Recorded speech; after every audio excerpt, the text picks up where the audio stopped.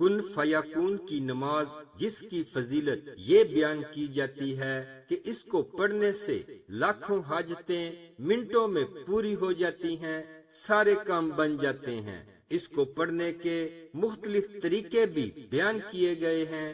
بسم اللہ الرحمن الرحیم۔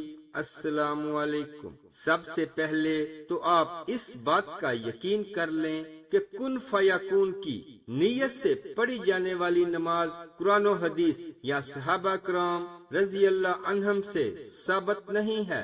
مزید یہ کہ سلف صالحین سے بطور مجربات بھی منقول نہیں ہے، بلکہ یہ لوگوں کی اپنی گڑھی ہوئی نماز ہے۔ لہذا آپ سے التماس ہے کہ اس سے دور رہیں، اور اگر آپ کو کوئی مسئلہ درپیش ہو، جب بھی آپ کو کوئی ضرورت پیش آئے تو آپ صلاۃ الحاجت پڑھیں۔ کسی بھی حاجت کے لیے پڑھی جانے والی نماز ہے یہ، جو ہمارے نبی کریم صلی اللہ علیہ وآلہ وسلم کی بتائی ہوئی نماز ہے، اور احادیث سے ثابت ہے کہ نبی کریم صلی اللہ علیہ وآلہ وسلم کو جب بھی کوئی مشکل پیش آتی تو آپ فوراً نماز پڑھتے۔ اسی طرح قرآن میں بھی آتا ہے وَاسْتَعِینُوا بِالصَّبْرِ وَالصَّلَاةِ، صبر اور نماز کے ذریعے سے مدد چاہو۔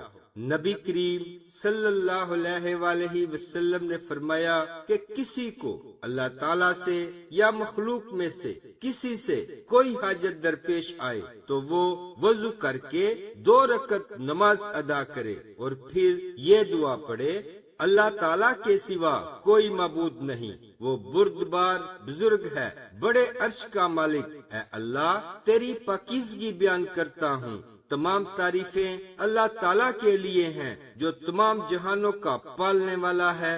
اے اللہ، میں تجھ سے تیری رحمت کے ذریعے بخشش کے اسباب، نیکی کی آسانی اور ہر گناہ سے سلامتی چاہتا ہوں۔ میرے تمام گناہ بخش دے، میرے جملہ غم ختم کر دے، اور میری ہر وہ حاجت جو تیری رضا مندی کے مطابق ہو پوری فرما۔ پھر اللہ تعالیٰ سے دنیا و آخرت کی جس بات کی طلب ہو سوال کرے، وہ اس کے لیے مقدر کر دی جاتی ہے۔ ایک اور حدیث میں حضرت عثمان بن حنیف رضی اللہ عنہ سے روایت ہے کہ ایک نبینا صحابی نبی کریم صلی اللہ علیہ وآلہ وسلم کی خدمت میں حاضر ہوا اور عرض کیا، میرے لیے دعا کیجئے کہ اللہ مجھے شفا دے۔ نبی کریم صلی اللہ علیہ وآلہ وسلم نے فرمایا، اگر تو چاہے تو میں تیرے لیے آخرت کی بھلائی چاہوں اور وہ تیرے لیے بہتر ہے، اور اگر تو چاہے تو میں دعا کر دوں۔ اس نے کہا، دعا ہی کر دیجئے۔